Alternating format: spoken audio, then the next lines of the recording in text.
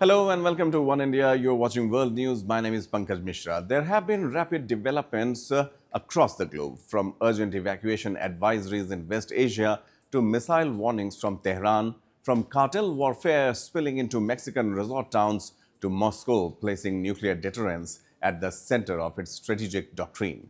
We begin in Iran, where rising regional tensions have triggered a wave of international alerts.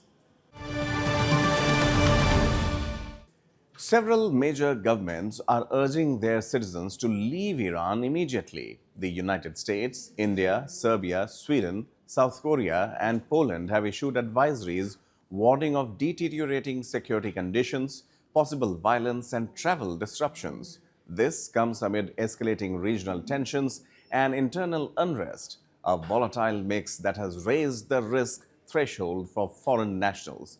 Diplomatic channels remain open, but the advisory language is urgent, not precautionary. Let's take a closer look.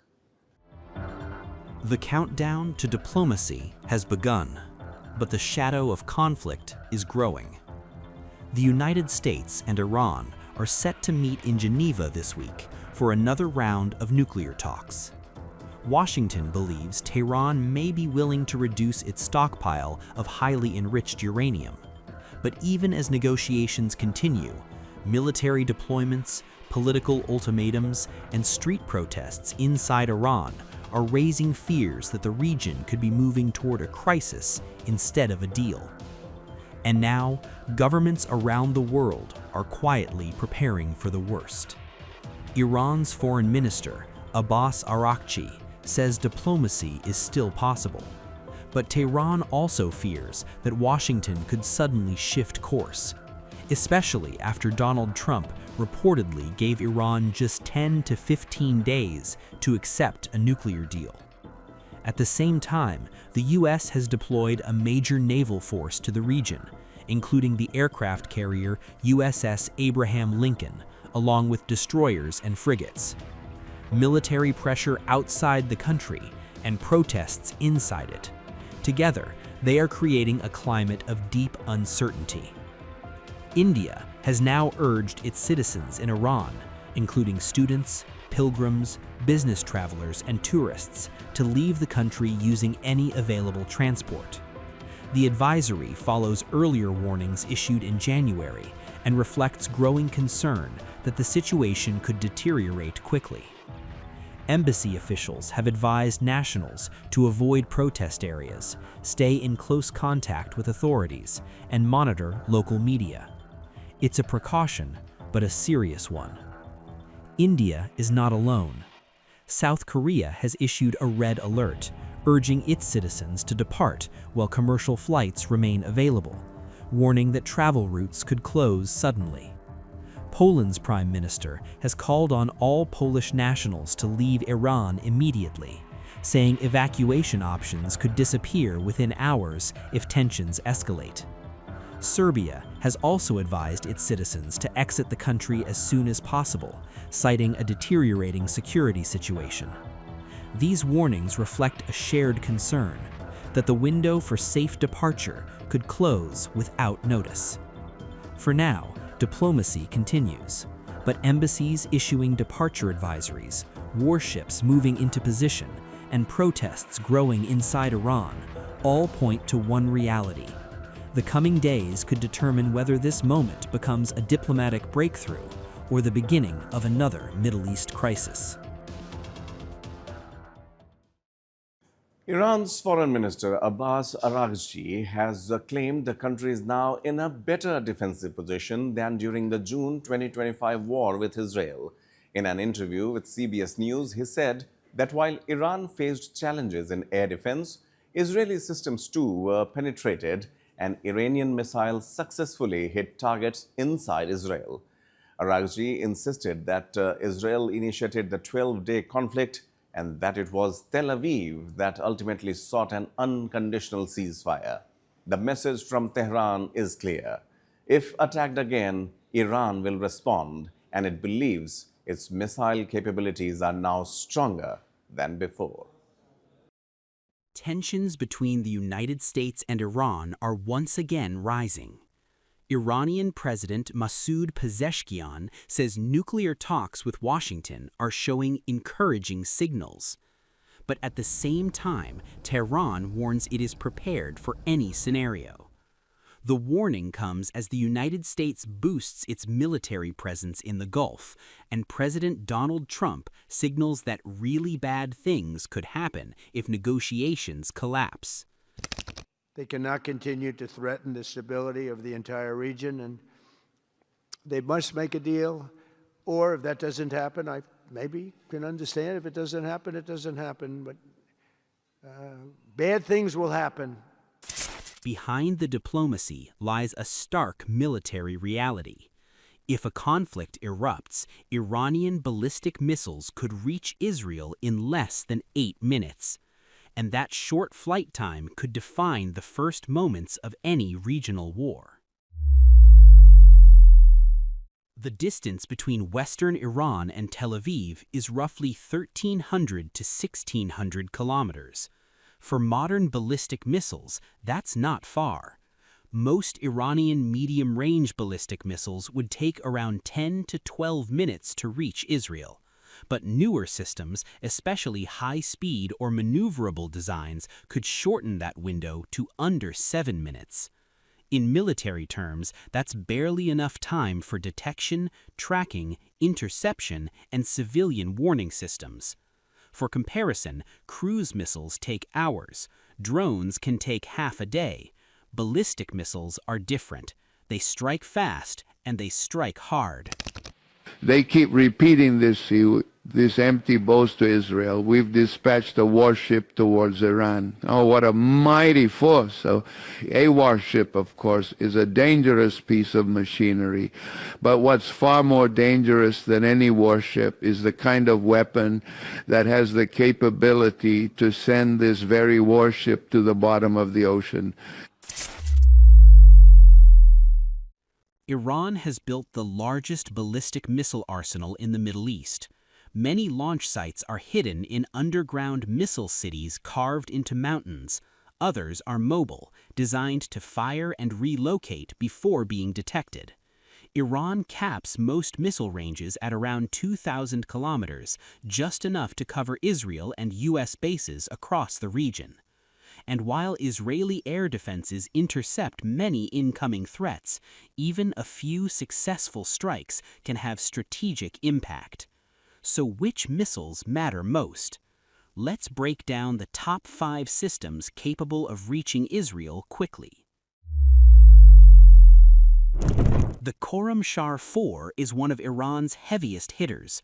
Designed for high-impact strikes, it can carry massive payloads and reach Israel from deep inside Iranian territory. Iran's most controversial missile is the Fatah-1. Iran claims it can evade missile defenses using hypersonic speeds and maneuvering re-entry paths, though analysts debate how advanced it really is. The Sejil represents Iran's shift to solid-fuel missiles. Because it doesn't require fueling before launch, it can fire quickly, making preemptive strikes much harder. The Khaibar Shakan is part of Iran's newer generation of precision missiles. Its ability to zigzag through the atmosphere complicates tracking and interception. The Emad is an upgraded version of the Shahab 3. Unlike older ballistic missiles, it's designed to hit specific targets, not just cities. During missile exchanges in 2024 and 2025, ballistic missiles launched toward Israel arrived within roughly that predicted window, often under 12 minutes.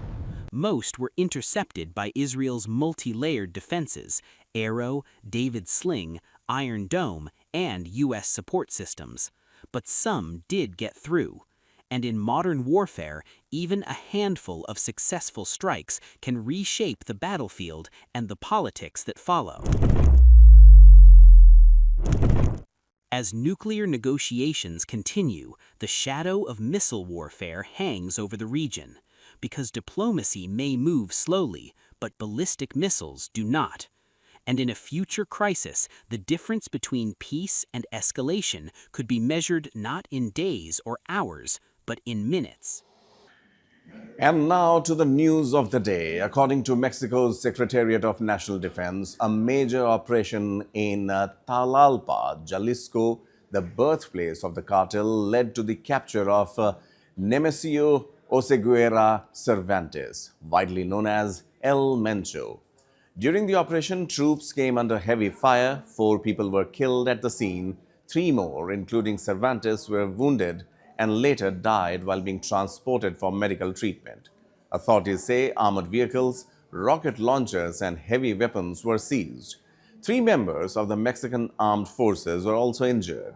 Here's the full report. He was untouchable.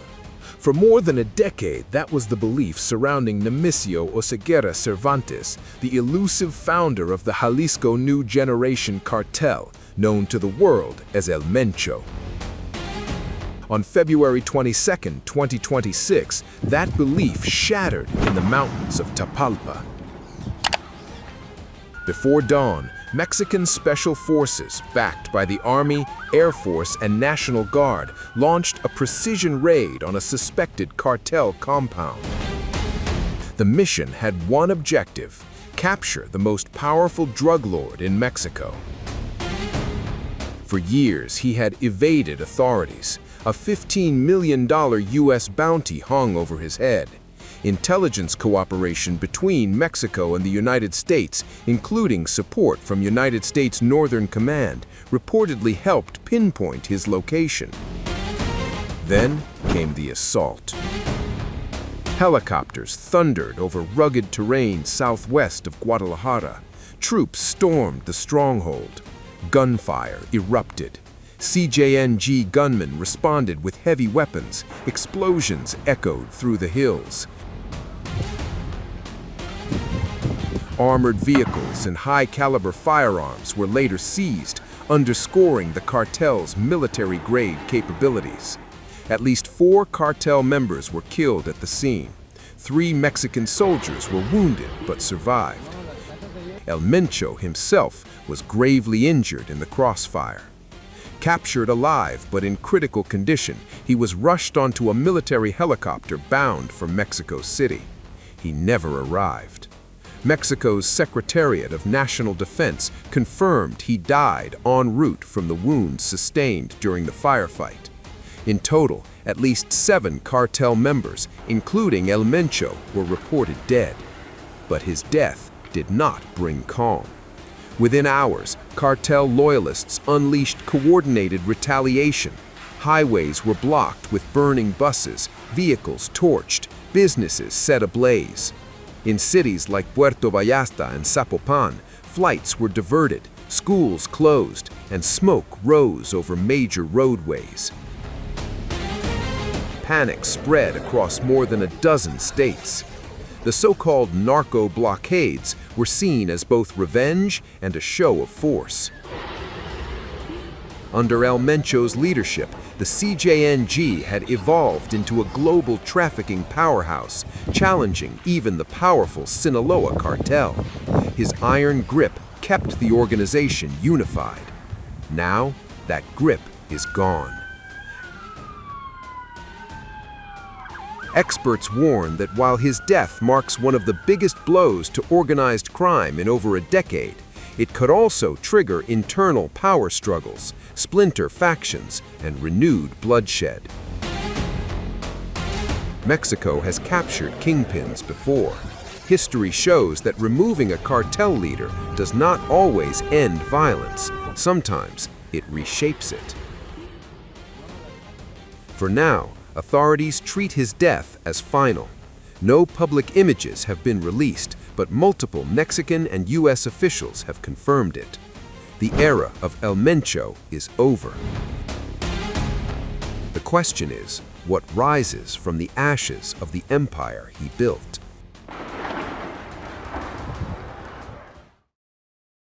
Following reports of El Mencho's killing, American tourists in Puerto Vallarta described scenes resembling urban warfare. Flights were cancelled, authorities issued shelter-in-place orders, vehicles were set ablaze, major roads were reportedly blocked. Witnesses spoke of looted stores and panic spreading through hotel zones. Here is the first-person account from Mexico. A cartel boss fell, and within hours, a vacation paradise turned into a war zone.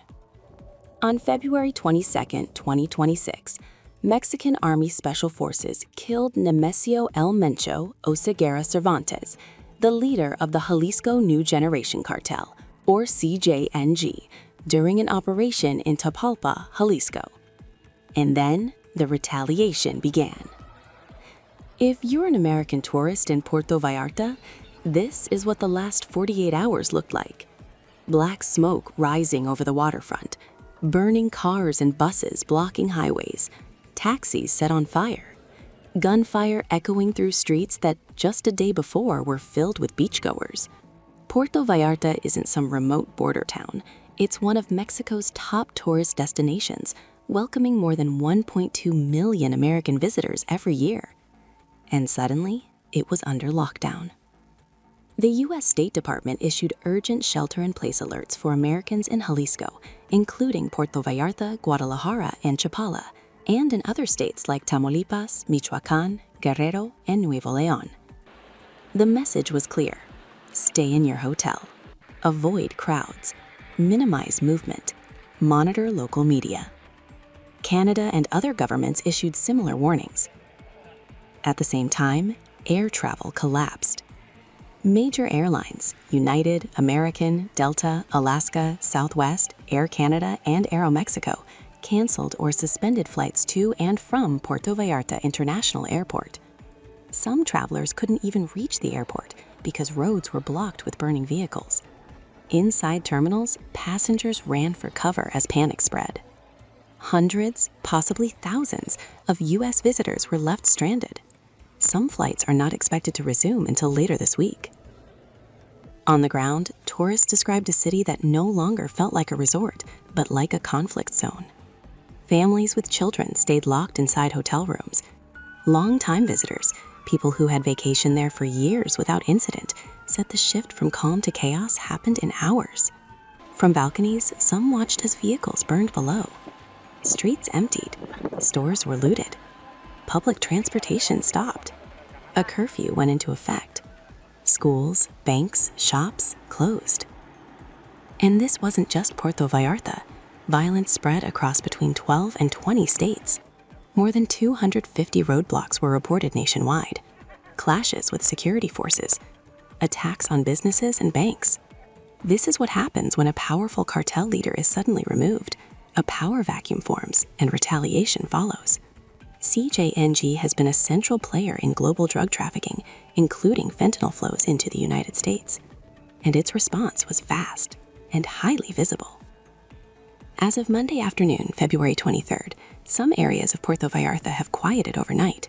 Smoke has cleared in parts of the city, but curfews and shelter advisories remain in place. There are no confirmed reports of major tourist casualties, but the disruption and the fear have been real. For Americans on the ground, official guidance is simple. Contact the U.S. Embassy in Mexico if you need help. Check directly with your airline. Follow official State Department alerts. On Defender of the Fatherland Day, President Vladimir Putin declared the development of Russia's nuclear triad as an absolute priority. His remarks come after the expiry of the last remaining nuclear arms treaty between Moscow and Washington. Putin said, strengthening Russia's army and navy remains central to maintaining strategic balance, drawing lessons from the nearly 4 years of war in Ukraine. Details in this report. Putin just put nuclear weapons back at the center of global politics. In a video address marking Defender of the Fatherland Day, Russian President Vladimir Putin delivered a message that wasn't just ceremonial. Безусловным приоритетом остается развитие ядерной триады. которая служит гарантией безопасности России, позволяет эффективно обеспечивать стратегическое сдерживание и баланс сил в мире. It was strategic, and it was pointed. Putin declared that strengthening Russia's nuclear forces, specifically its nuclear triad, is now an absolute priority.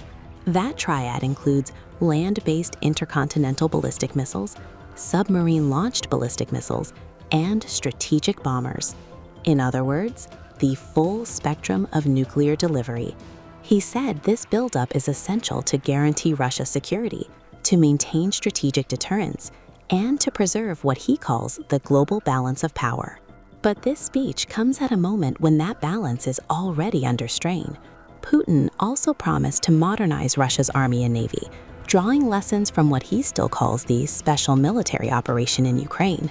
He framed the war as a testing ground, a laboratory for high-tech domestic weapons production, and he praised Russian troops as patriots defending national sovereignty. But here's the bigger story. For the first time since 1972, there are no binding nuclear arms control treaties between the United States and Russia. The New START Treaty, signed in 2010 and extended in 2021, expired on February 5, 2026. It had capped deployed strategic warheads at 1,550 each and limited launchers to 700. Just as important, it allowed for inspections, data exchanges, transparency. Those inspections stopped during COVID. Russia suspended participation in 2023. And now, there are no legal limits. As of early 2025 estimates, Russia has over 4,300 nuclear warheads. About 1,550 were deployed under previous limits. The United States has around 3,700. And without a treaty, both sides can upload more warheads onto existing missiles quickly. No new missiles required. This is how arms races quietly begin, not with explosions, but with worst-case planning. If one side assumes the other might expand, it expands first. And it's not just Washington and Moscow. China is in the middle of its fastest nuclear expansion ever. Its arsenal has grown from around 200 warheads in 2019 to more than 600 by late 2025, with projections of 1,000 by 2030. New silos, new submarines, low-yield weapons. Beijing maintains a no-first-use policy, but it has refused to join arms control talks, arguing its arsenal is still smaller than those of the US and Russia. Then there's North Korea. On February 22, 2026, Kim Jong-un was re-elected as leader of the Workers' Party. State media celebrated his nuclear buildup as central to national strength. Pyongyang has unveiled dozens of tactical nuclear-capable systems. It is developing submarine technology, and it is deepening ties with Russia. Estimates suggest around 50 warheads, with material for dozens more. And in the Middle East, the US and Iran remain locked in high-stakes tensions over Tehran's nuclear program. Iran has enriched uranium to near weapons-grade levels, the US has increased military presence, threats and diplomacy are moving in parallel, which is often when things become most unstable. So what does all of this mean? It means we are entering a multipolar nuclear era. More nuclear states, fewer rules, less transparency. So, to sum up the day, diplomacy is being tested, deterrence doctrines are being recalibrated, and civilians once again are caught in the crossfire. That's all for now on World News. I am Pankaj Mishra.